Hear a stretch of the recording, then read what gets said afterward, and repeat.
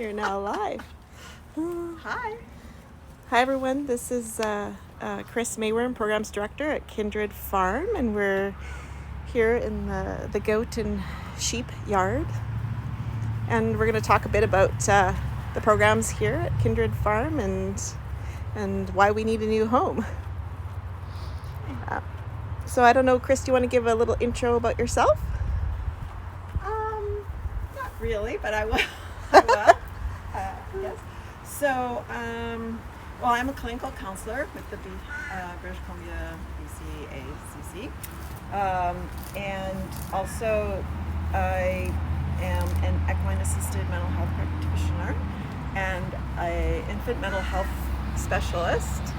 And I've spent most of my career working with deaf and hard of hearing population too. Okay. So, but somehow that landed me here as a volunteer in 2010, and just wanting to get more connected to animals in a bigger sense, and thought that maybe my experience with children would help us to begin the programming that Karen Denroach had envisioned that this charity would do. So we started in 2011 running groups, and that it's expanded, and then when we moved here in 2014, at the end of 2014, we got more animals, and the programs just expanded from there. Awesome. So obviously we're here with Barney and the sheep, and can you tell us a bit about what their role is in the community programs? So, well, like all the animals, they come with their own stories of abuse, neglect, or abandonment, being unwanted, or kind of the throwaways of the animal world. And we give them a forever home. So, and then we work with them. We're pretty specific about who we can have as well, like depending on our resources and capacity. But when we first got here in 2015, and we knew we wanted some baby goats, and it just,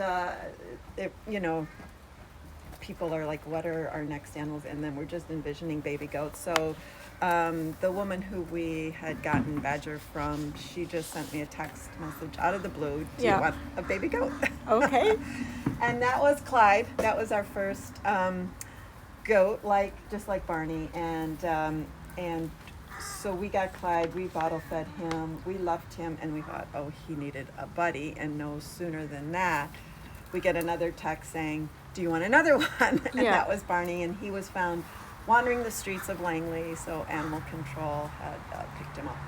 And so they were two of the exact same breed of goat, when this is a dairy goat. Okay. So the male goats are not really desired in the dairy business. So no owners were looking for him. So anyway, so we made a home for him. That's amazing. What does he do for the program? So everyone is just very drawn to the goat. But because of these things up here, and his size and stuff, he's a little intimidating. So, but we have, especially, we started with the young the teen girls. They just were like, I want to be with the goats. So it was all about setting boundaries with the goat and learning how to set boundaries, but not in an aggressive way, but in kind of a firm, I got this kind of a way. And those are good life lessons. Yes. So usually it goes to like aggression and that sort of thing, but they have to just sort of own themselves. And then they moved from just sort of being with them without them triggering their aggression to like walking them on a lead rope and stuff. And so so the little kids love them, but we usually put them behind and then they hand feed like seeds and stuff, and they lick them out of there, and that's always a thrill. Okay. So. I know you wanted to move this way. Should we go see the sheep? So yes. Okay. I would.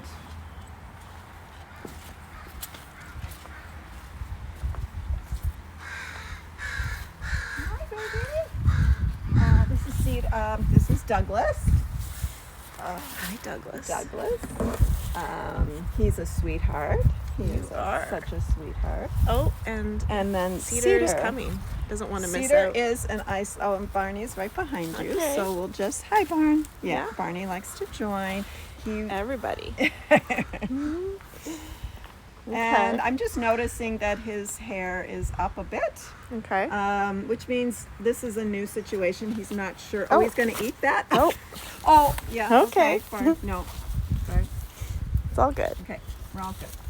Yeah. Yeah. Not used So to he's this. checking you out. Oh, am I allowed to stay? Yeah. Okay. Barney's going to eat your paper. Oh, Barney, okay. no. All right. No. Barn, no. It's all good. So this is like, I know he's like, okay, what's going on here? He had a vet visit. He knows you're not a vet, but he's not really sure. All right, and he's blocking me, so that's a bit of, no. Okay. It's okay. And he loves paperwork, so. But what I'd like to do, he's blocking me. Come on, no, here we go. Come on. I just want to protect you. Do you want the leash or anything on him? All right, sure, there we go. All right, come on, we're gonna. There you go. Yeah. So, yeah. There we go. He likes that. Okay. Yeah. I follow this line, and he's just kind of like a dog with his haunches that go up if he's not really sure what's going on. Yeah, I get it. And it's not very often that we get to come in here and be with people Barney. avoid him. Yeah. And so you know, a few volunteers have gotten cornered by him, and then they don't want to come in again. Yeah. And I get that for sure. But then it's like they're kind of off here on their own, and so they don't get a lot of interaction. Yeah. So he's excited when there is some action for sure. So he's not really sure. But I do want to head over to the tree. Okay. If we can. Here's the leash, Chris. Okay. Hi, Barney. You want to be leashed? Okay, hang on. Hey, I got a sign here. Right behind you, Sandra. Okay. All right. I don't know if you can take a look. I'll keep. It's all good. Just watch the paper. Hi, Barn. I don't know. Can you have a look? I'll show off the tree, but nobody will be able to hear you for a second. Oh, okay. But it's a beautiful oak tree. It's amazing.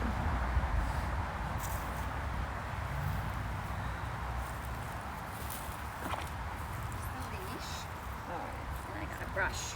Okay. So you let me know what you're All right. brush up. So this is a Gary oak, Okay. which apparently is, it is native to this land here in British Columbia. It also is quite rare, Yeah. and it is at least 400 years old. Wow. And our sheep shearer just came last week to shave the sheep. Yeah. She works at the tree center. Okay. And the tree seed center. Yeah. And she said that they have been unable to, he's going to check you out. I'm good with that. Hey, Barney. That they've been unable to preserve the acorn, which is the seed of the oak tree. Yeah. So she's concerned that that if there are no longer any more Gary oaks, that they will become extinct in this area. So so we have a summer jobs program with some of our youth who were in our programs before. Yeah. And Surrey used to have a nominate a heritage tree program. Yeah.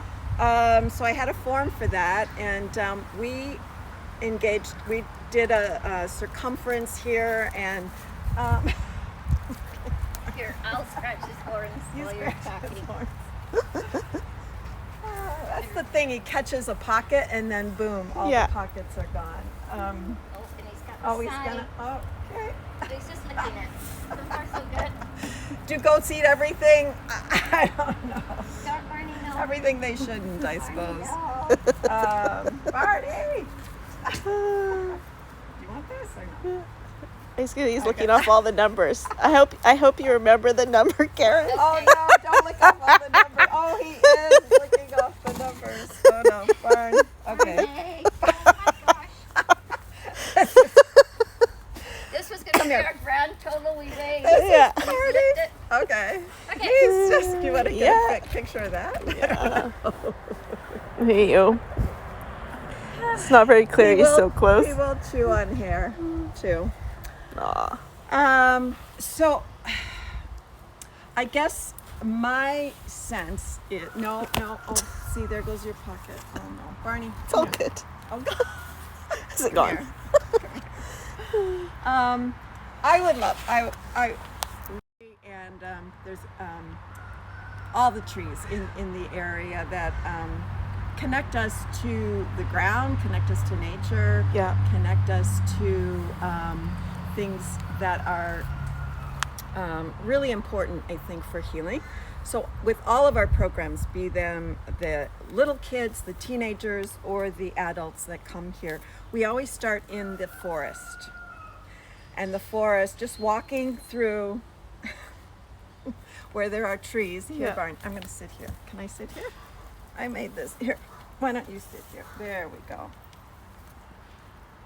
He's going to chew on my book too. So we always start in the forest because there's an immediate settling down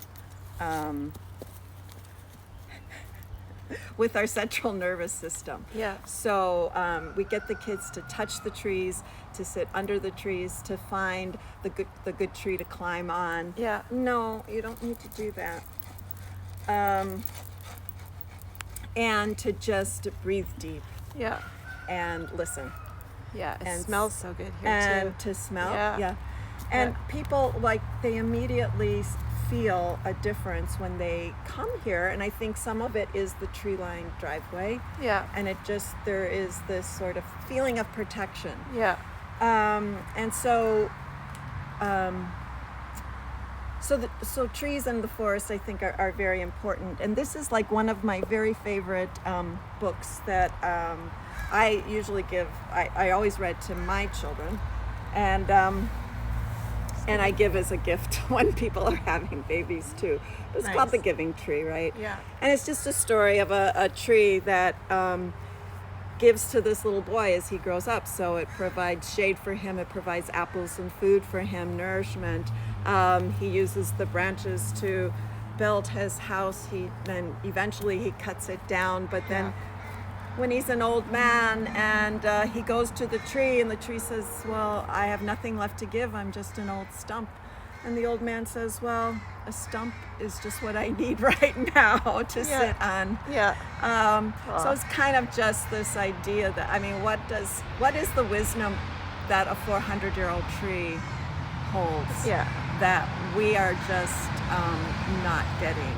Right. You know, walking past this, that we would cut this down without a second thought. Yeah.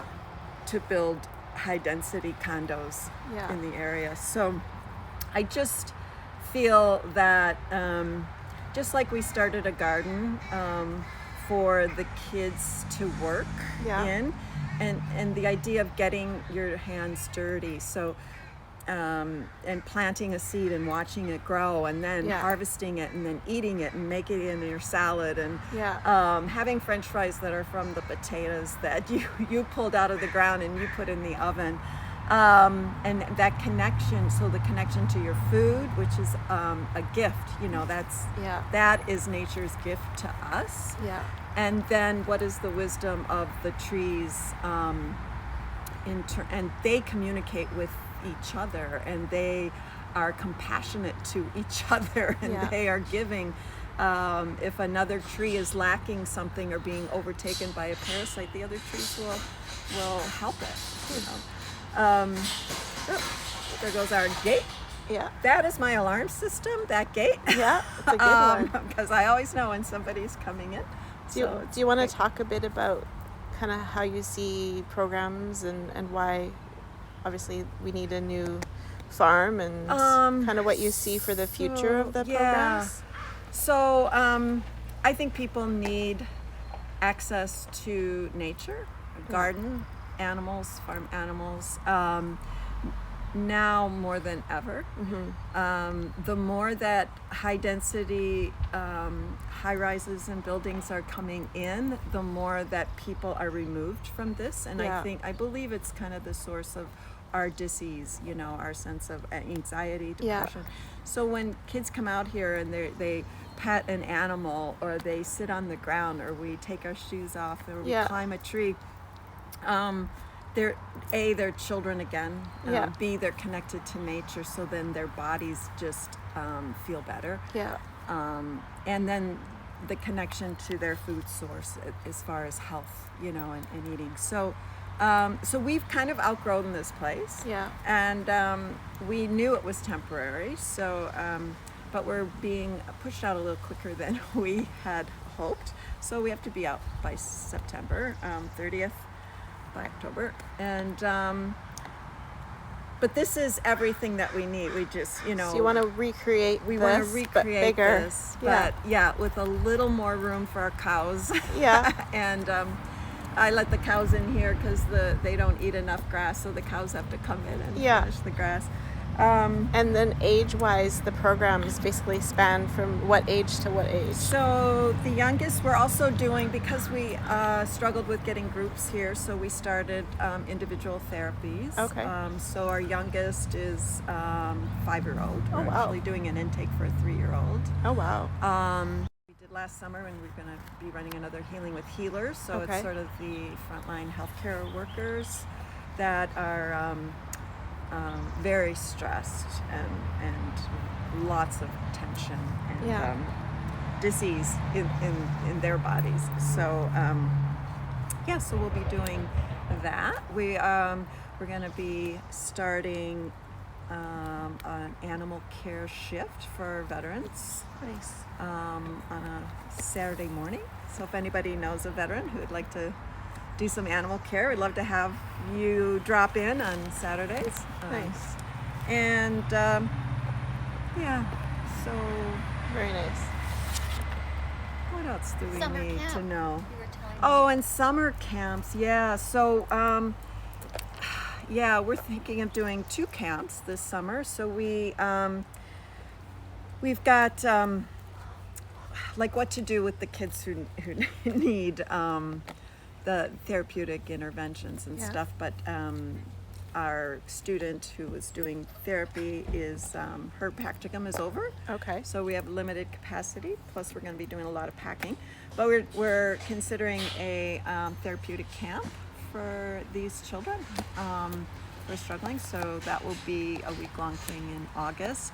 As well as we've got a group of parents who see the value of this for their children and want to start a farm school.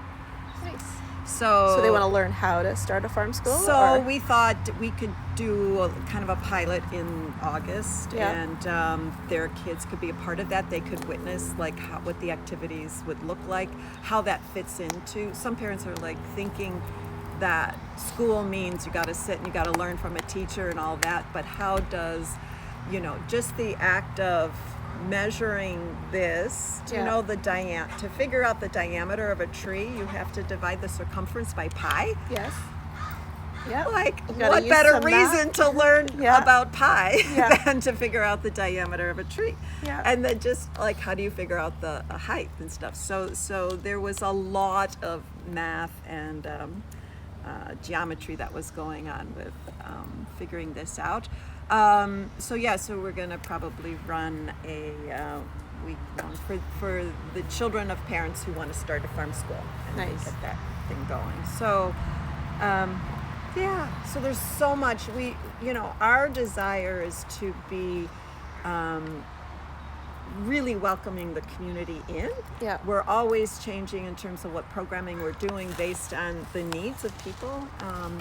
We were doing groups with schools, but once COVID hit, the schools weren't bringing groups anymore. So we had to adapt and change, and then we did. And now, so the needs are ever changing, and having a community garden and place where people can grow Yeah. their own food and be connected to, like the teens who are doing the garden here could be mentoring the children who are in the farm school. And there's so have much that opportunity.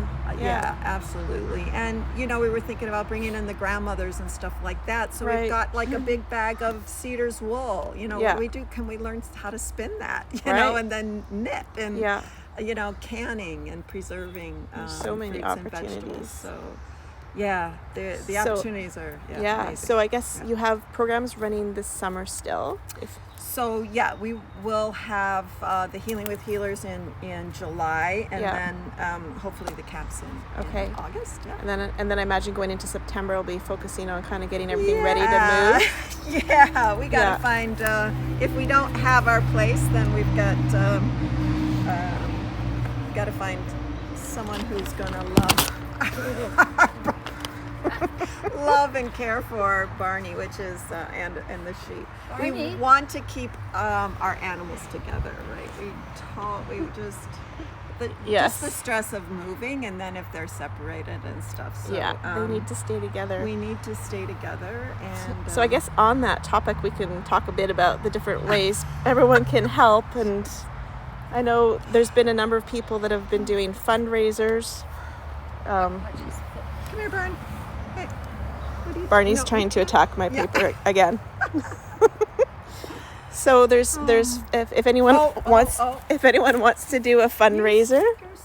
Yeah, sorry. We have fundraisers. Obviously, people can go and donate on the website. We also now have a GoFundMe set up.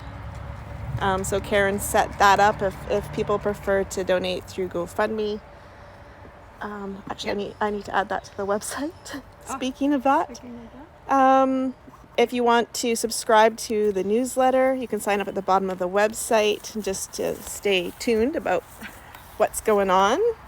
And if you know someone that's interested in donating or selling 10 acres of agricultural land in Surrey, Langley, or Delta, definitely reach out to Karen. And then we also have some new clothes added to, and some new products to the store on the website that will all help raise money for the new farm. Yeah, every little bit helps for sure. And we funny. are open to partnerships. We are. Barney, he loves your nose there. it's probably not good for him to eat paper. No, probably we worked so hard with his diet, and now he's eating paper. He's eating the tree. It's better than plastic, I think. Yeah, he was eating the tree, so wood products is not awful. So I guess we can maybe talk a bit about where we're at this week in terms of fundraising. All right, I'm going to turn that over to Karen. Okay. Because she is boss of money. So Karen, our goal is $1 million. Our goal, I put it up to the community, $1 million. Yeah. Because if we're going to purchase, we wanted to have $1 million raised. Yeah. And then we'll take on $1 million mortgage. Yeah. Which we're totally comfortable with. We can totally handle. So we just put it out there. Yeah. And it's big. It's a big ask. It's a big ask. But we're well on the way. We have this week's update. So thank you for staying tuned until now to hear what our updated number is. I'm not sure how much is visible. Okay, let's have a look. I think it's pretty good. Okay. So we can see. This is as of this week.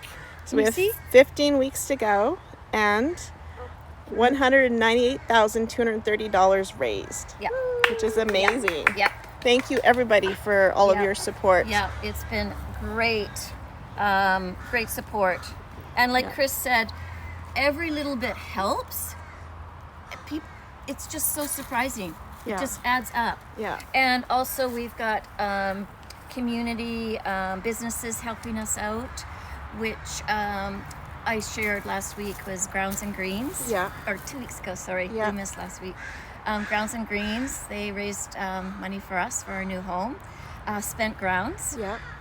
And then I'm going to share next week about an artist who's been drawing for us. And she's going to be selling her artwork. I've seen sneak peeks of that. Yeah. Oh, and so good. brilliant. Yeah, brilliant. really good. Very Amazing. talented person. Yeah. And that was so kind of her. And probably lots more that I just can't think of right now. Well, we can talk about it next week. Yeah. So we'll just go say goodbye to Barney and to Chris and thank them. Thank Chris for sharing everything about the programs here at Kindred. And maybe get Cedar and Douglas on film. Yeah. They missed look out. at them. Oh, they were right together. Okay. They were wondering what was going on. Thank you, Chris, for sharing. Yeah, you're welcome. Yeah. And thanks for inviting me to share this. Douglas? We're just going to sign off after we say hi. Say hi and goodbye. Are you excited to find a new home? Oh, it's going to be so great, isn't it, guys? What do you think? Awesome. Yeah. Bye, Barney. Thanks, Chandra. Thank you, guys.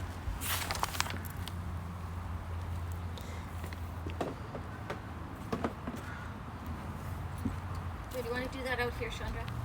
Sorry. Because you got to be in the moment when you're with these guys. Yeah. That's what I we just teach all our volunteers. And I'm just oblivious. You're just like, oh,